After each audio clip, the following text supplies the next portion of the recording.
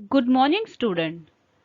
NG Vartak English medium high school and junior college से मैं वैशाली राउत आप सभी का आज के ऑनलाइन अध्ययन अध्यापन में स्वागत करती हूँ।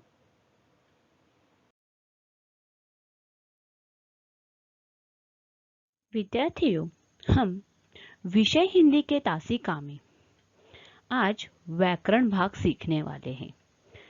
विद्यार्थियों, हमने व्याकरण में शुरुआत में विकारी और अविकारी ऐसे दो भेद देखे थे। उसमें हमने विकारी के जो शब्द भेद है वह सीखे। उसमें हम देखेंगे कि संज्ञा, सर्वनाम, विशेषण और क्रिया, यह चार शब्द भेद विकारी में आते हैं, वह हमने सीखे हैं। आज हम अविकारी का भाग यानी अविकारी के शब्द भेद सीखने वाले हैं। अविकारी में शब्द भेद आता है अव्यय। यह आज हम व्याकरण का भाग सीखेंगे। हम अविकारी शब्द सीखने से पहले विकारी और अविकारी शब्द भेद में क्या फर्क है वह देखेंगे। पहले हम देखेंगे कि विकारी शब्द यानी जिन शब्दों के रूप में लिंग, वचन व कारक के आधार पर परिवर्तन होता है, उन्हें विकारी शब्द कहते हैं। यानी विकारी शब्द यानी क्या, तो जिसमें लिंग, वचन और कारक के आधार पर क्या होता है, उनमें हमें बदलाव, परिवर्तन होता हुआ दिखाई देता है, इसलिए उन्हें विकारी शब्द कहते हैं। तो अभी हम अविकारी शब्द यानी क्या वह देखेंगे। अविकारी शब्द यानी जिन शब्दों में लिंग, वचन, कारक और पुरुष के कारण कोई परिवर्तन नहीं होता, ऐसे शब्दों को अविकारी शब्द या अव्यय शब्द कहते हैं। अव्यय शब्द हर स्थिति में अपने मूल रूप में रहते हैं। यानी अव्यय शब्द है वो क्या है कि वो उसमें बदलाव या परिवर्तन हमें नहीं दिखाई देता है। जैसे लिंग, वचन और कारक के कारण विकारी शब्द में परिवर्तन दिखाई देता है, लेकिन अविकारी शब्द में लिंग, वचन, कारक, पुरुष के कारण इन शब्दों में कौन सा भी परिवर्तन, कौन सा भी बदलाव हमें नहीं दिखाई देता है। हम अविकारी शब्द के कुछ उदाहरण देखेंगे। उदाहरण है इधर उधर, अगर, वह, वहां, यहाँ, बल्कि, परंतु, किंतु, अवश्य, क्योंकि, तेज, कल, धीरे, लेकिन, तब, अभी, तेज आदि। अव्यय का अर्थ है जिनमें व्यय अर्थात परिवर्तन नहीं हो। यानी अव्यय का अर्थ क्या है कि इन शब्दों के द्वारा या शब्दों का उपयोग करने के बाद उसमें हमें परिवर्तन नहीं दिखाई देता है। विद्यार्थियों, हम अव्यय के भेद कितने हैं, कौन से हैं, वह देखेंगे। अव्यय के चार भेद हैं। अव्यय के चार भेद कौन से हैं वह देखते हैं। अव्यय के चार भेद: एक, क्रिया विशेषण अव्यय; दो, समुच्चय बोधक अव्यय; तीन, संबंध बोधक अव्यय और चौथा प्रकार है भेद है विस्मयादि बोधक अव्यय।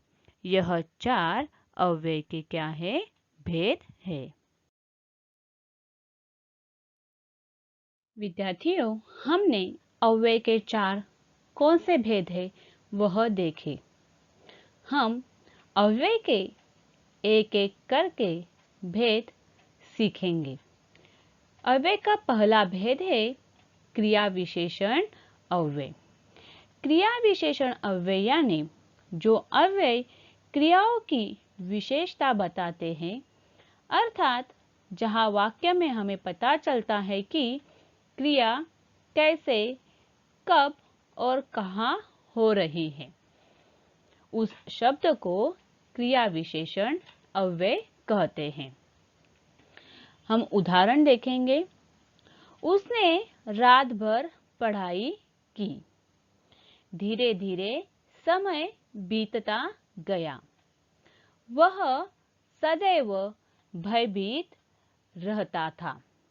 विद्यार्थियों, अगर आप देखेंगे कि यहाँ पे पहले वाक्य में उसने रात भर पढ़ाई की, अगर हम इसे सवाल कर देंगे कि उसने कैसे पढ़ाई की या कब पढ़ाई की, तो उत्तर आएगा रात भर, यानी पढ़ाई कैसे की है, रात भर की है। उसी तरह दूसरा वाक्य में समय बीतता गया। समय कैसे बीतता गया, धीरे धीरे। उसी तरह तीसरा वाक्य है वह सदैव भयभीत रहता था। वह भयभीत कैसे रहता था, तो सदैव। इन तीनों शब्दों से यानी रात भर, धीरे धीरे, सदैव, इन शब्दों से क्या पता चलता है हमें कि क्रिया कब, कैसे और कहाँ हो रही है, यह यहाँ पे हमें पता चलता है। और ऐसे शब्दों को ही क्या कहते हैं, क्रिया विशेषण अव्यय कहते हैं। अव्यय का अगला भेद सीखने से पहले हम क्रिया विशेषण के भेद है, तो क्रिया विशेषण के कौन से और कितने भेद है वह हम देखेंगे। क्रिया विशेषण के 4 भेद है। 4 भेद कौन से हैं वह देखते हैं। कालवाचक क्रिया विशेषण, स्थानवाचक क्रिया विशेषण, परिमाणवाचक क्रिया विशेषण और रीतिवाचक क्रिया विशेषण। यह 4 क्रिया विशेषण के भेद है। अव्यय का अगला भेद सीखने से पहले हम क्रिया विशेषण अव्यय के जो हमने 4 भेद देखे वह पहले हम भेद सीखेंगे। तो क्रिया विशेषण का पहला भेद है कालवाचक क्रिया विशेषण। कालवाचक क्रिया विशेषण यानी जिन क्रिया विशेषण से क्रिया के होने के काल का बोध हो उन्हें कालवाचक क्रिया विशेषण कहते हैं। यानी जिन शब्दों से समय का बोध होता है, काल का बोध होता है, उन्हें कालवाचक क्रिया विशेषण कहते हैं। हम उदाहरण देखेंगे। मैं रोज आइसक्रीम खाता हूँ। माँ दोपहर से इंतजार कर रही थी। पहले वाक्य में आप देखेंगे मैं रोज आइसक्रीम खाता हूँ। तो आइसक्रीम कब खाता हूँ, तो रोज खाता हूँ, यानी डेली खाता हूँ। तो रोज से हमें क्या पता चलता है, समय का, काल का बोध होता है। उसी तरह दूसरे वाक्य में माँ दोपहर से इंतजार कर रही थी। तो माँ कब से इंतजार कर रही थी, दोपहर से।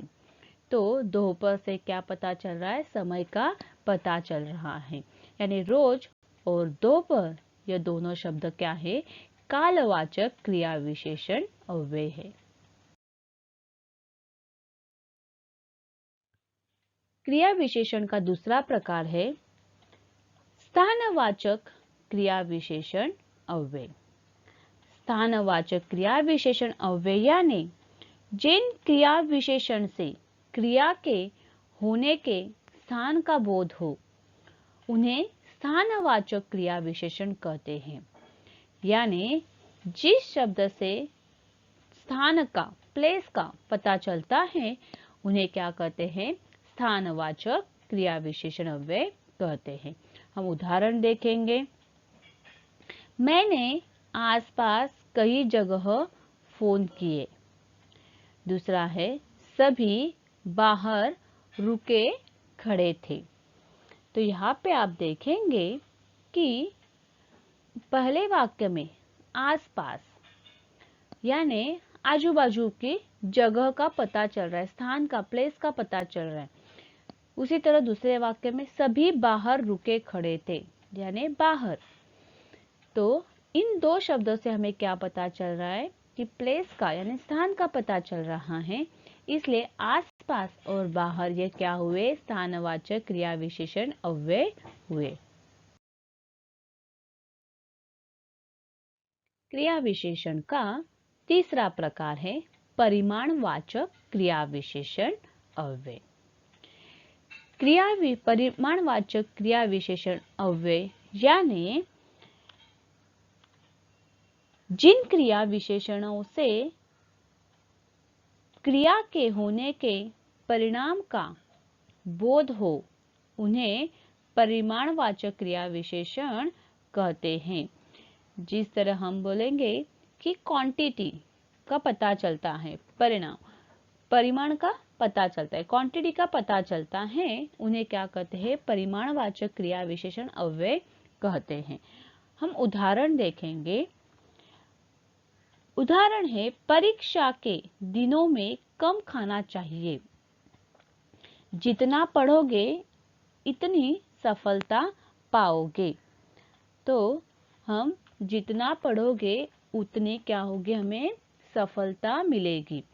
तो इन दोनों वाक्यों में आप देखेंगे कि परीक्षा के दिनों में कम खाना चाहिए, कम। तो कम शब्द से हमें क्या पता चले, परिमाण पता चलता है कि खाना कैसे खाना है, हमें बहुत कम खाना है। यहाँ पे जितना पढ़ोगे उतनी सफलता पाओगे। तो जितना यानी जितना ज्यादा पढ़ोगे उतनी सफलता ज्यादा पाओगे, जितना कम पढ़ोगे उतनी हमें क्या मिलने वाली है, कम सफलता मिलेगी। यहाँ पे हमें क्वांटिटी पता चलती है, यानी पढ़ने की क्वांटिटी, यहाँ पे हमें परिमाण पता चलता है, ज्यादा पढ़ना है या कम पढ़ना है, यहाँ पे हमें इस शब्द से पता चलता है। कम और जितना, यह क्या बता रहा है, परिमाण बता रहा है, क्वांटिटी बता रहा है। इन शब्दों को ही क्या कहते हैं, परिमाणवाचक क्रिया विशेषण अव्यय कहते हैं। क्रिया विशेषण अव्यय का चौथा भेद है रीतिवाचक क्रिया विशेषण। रीतिवाचक क्रिया विशेषण यानी जिन क्रिया विशेषणों से क्रिया के होने की रीति का बोध हो, पद्धति का बोध हो, उन्हें रीतिवाचक क्रिया विशेषण अव्यय कहलाते हैं। रीतिवाचक क्रिया विशेषण यानी रीति यानी पद्धति, यानी पद्धति का बोध होता है, रीति का बोध होता है, उसे क्या कहते हैं, रीतिवाचक क्रिया विशेषण अव्यय कहते हैं। हम रीतिवाचक क्रिया विशेषण के उदाहरण देखेंगे। वह जल्दी घर पर लौटे, एकाएक बारिश शुरू हो गई। यहाँ पे आप देखोगे कि वह घर पर कैसे लौटे, जल्दी। बारिश कैसे शुरू हो गई, एकाएक। यहाँ पे उसकी रीति का, पद्धति का हमें क्या पता चलता है, पद्धति का पता चलता है, यानी उसकी रीति कैसे, उसकी पद्धति कैसे। वो घर कैसे लौटे हैं, तो जल्दी घर लौटे हैं। बारिश कैसे शुरू हो गई, तो एकाएक बारिश शुरू हो गई। तो यह दो शब्द जो है, जल्दी और एकाएक, यह रीति का बोध कराते हैं। उन्हें क्या कहते हैं, रीतिवाचक क्रिया विशेषण अव्यय कहते हैं। क्रिया विशेषण के कुछ उदाहरण देखेंगे। उदाहरण यानी क्रिया विशेषण के कैसे कैसे शब्द होते हैं या कौन से शब्द आते हैं, वह हम देखेंगे। क्रिया विशेषण अव्यय के उदाहरण, आसपास, आजकल, सर्वत्र, जरा, अचानक, मत, भी, आगे, पीछे, धीरे धीरे, प्रतिदिन, नित्य, हर रोज, पहले, अभी, आज, अब, कब, बहुधा, अंदर, बाहर, सामने, ऊपर, नीचे, पास, दूर, किंचित, एक एक, शायद, अवश्य, कदाचित, ठीक, केवल, बहुत, परसों, अकस्मात आदि क्रिया विशेषण के शब्द होते हैं। अव्यय का हमने पहला प्रकार सीखा, क्रिया विशेषण अव्यय, और उसके भेद भी देखे। अब हम अव्यय का दूसरा प्रकार देखेंगे, समुच्चय बोधक अव्यय। समुच्चय बोधक अव्यय यानी जो अव्यय एक वाक्य को दूसरे वाक्य से, एक शब्द समूह को दूसरे शब्द समूह से, या एक शब्द को दूसरे शब्द से जोड़ते हैं, उन्हें समुच्चय बोधक अव्यय कहते हैं। यानी जो शब्द है वो क्या करता है, एक दूसरे को जोड़ने का काम करता है, उस शब्द को समुच्चय बोधक अव्यय कहते हैं। हम उदाहरण देखेंगे। कवि कहता है कि सागर की यही रीति है। कल वे नहीं आए थे, इसलिए मुझे दुगनी खुशी हुई। कैलाश ने कटोरा निकाला और विमला से पूछा। इन तीनों वाक्यों में आप देखेंगे कि कवि कहता है सागर की यही रीति है। यह दो वाक्य हैं, उन्हें जोड़ने का काम रेखांकित किया हुआ शब्द है कि। इसने क्या किया है, दो वाक्यों को जोड़ा है। उसी तरह दूसरे वाक्य में भी देखेंगे, कल वे नहीं आए थे, मुझे दुगनी खुशी हुई।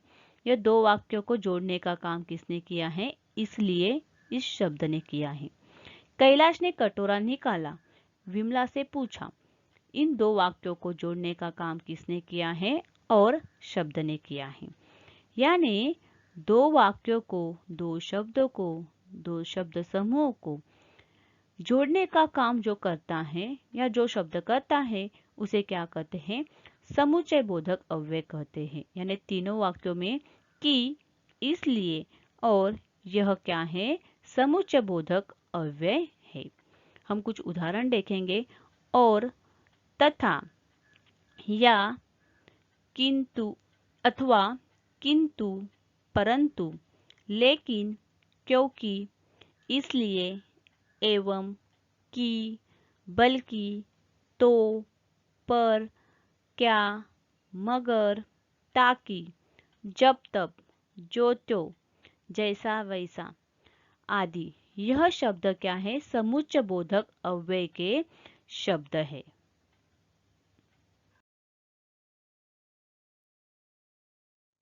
अव्यय का तीसरा प्रकार हम देखेंगे। तीसरा प्रकार है संबंध बोधक अव्यय। संबंध बोधक अव्यय यानी जो अव्यय संज्ञा या सर्वनाम के बाद आकर उस संज्ञा या सर्वनाम का संबंध वाक्य के दूसरे शब्दों के साथ जोड़ते हैं, उन्हें संबंध बोधक अव्यय कहते हैं, या संबंध सूचक अव्यय भी कहते हैं। हम संबंध बोधक अव्यय के कुछ उदाहरण देखेंगे। उदाहरण है, प्रयत्नों के कारण जीवन में चैतन्य का निर्माण होता है। वह दुकान के निकट खड़ा था। उसी वक्त राम कहीं बाहर से लौटा।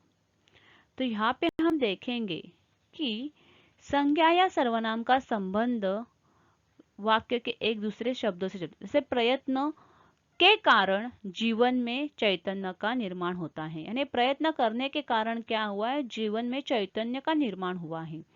वह दुकान के निकट खड़ा था, यानी वो कैसे खड़ा था, दुकान के नजदीक खड़ा था, के निकट। उसी वक्त राम कहीं बाहर से लौटा। तो राम कहाँ से लौटा है, तो बाहर से लौटा है। यानी यहाँ पे हमें क्या दिखाई देता है, संज्ञा या सर्वनाम का संबंध वाक्य के दूसरे शब्दों से जोड़ा हुआ यहाँ पे दिखाई देता है। तो यहाँ पे शब्द है के कारण, के निकट, बाहर से। यह शब्द क्या हुए, संबंध बोधक या संबंध सूचक अव्यय शब्द हुए। हम कुछ उदाहरण भी देखेंगे। के आगे, से पीछे, से पहले, की और, के निकट, से दूर, के पास, के अंदर, से बाहर, से हीन, पर्यंत, तक, भर, के सामने, के बाद, के ऊपर, के नीचे, के बदौलत, के सम्मुख, की अपेक्षा, के बजाय, के पूर्व, के बावजूद आदि। यानी जो ये शब्द हमने देखे वह सभी शब्द क्या है, संबंध बोधक अव्यय के शब्द हैं। अव्यय का चौथा प्रकार हम देखेंगे। चौथा प्रकार है विस्मयादि बोधक अव्यय। विस्मयादि बोधक अव्यय यानी जिन अव्ययों का संबंध वाक्य के किसी पर से नहीं होता, बल्कि जो अव्यय केवल वक्ता के आनंद, हर्ष, भय, शोक, तिरस्कार, घृणा आदि भाव सूचित करते हैं, उन्हें विस्मयादि बोधक अव्यय कहते हैं। यानी इस अव्यय से हमें क्या पता चलता है, तो आनंद, हर्ष, भय, शोक, तिरस्कार, घृणा आदि भाव सूचित करने वाले शब्द यहाँ पे हमें पता चलते हैं, और उन्हीं शब्द को क्या कहते हैं, विस्मयादि बोधक अव्यय कहते हैं। हम उदाहरण देखेंगे। उदाहरण है, हे भगवान बचाओ इस मुसीबत से। वाह, गौरा कितनी सुंदर है। अरे, यह पत्थर तुम्हें कहाँ मिला है। विद्यार्थियों, अगर हम देखेंगे कि इन शब्द से हमें क्या पता चलता है कि हे भगवान बचाओ इस मुसीबत से। वाह, गौरा कितनी सुंदर है। अरे, यह पत्थर तुम्हें कहाँ से मिला। यानी हे भगवान, वाह, अरे, यह शब्द क्या है, उद्गारवाचक शब्द है। एक्सक्लेमेटरी शब्द जो बोलते हैं वह शब्द है। यह शब्द यानी क्या, तो विस्मयादि बोधक अव्यय। तो अभी हम विस्मयादि बोधक के शब्द देखेंगे कुछ। वाह, अहा, आह, ओहो, अहाहा, अरे, अरे रे, काश, छी, शाबाश, ओफ, अच्छा, हे भगवान, हाय, ओहो, यह आदि शब्द विस्मयादि बोधक शब्द हैं। इसमें हमें देखने को मिलते हैं कि जो उद्गारवाचक शब्द आते हैं, जो शब्द है उन्हें क्या कहते हैं, विस्मयादि।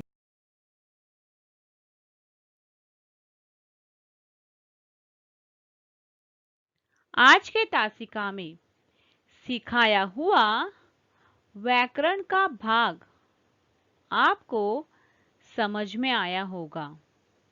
आपको इस व्याकरण विभाग का अभ्यास करना है, उसकी पढ़ाई करनी है।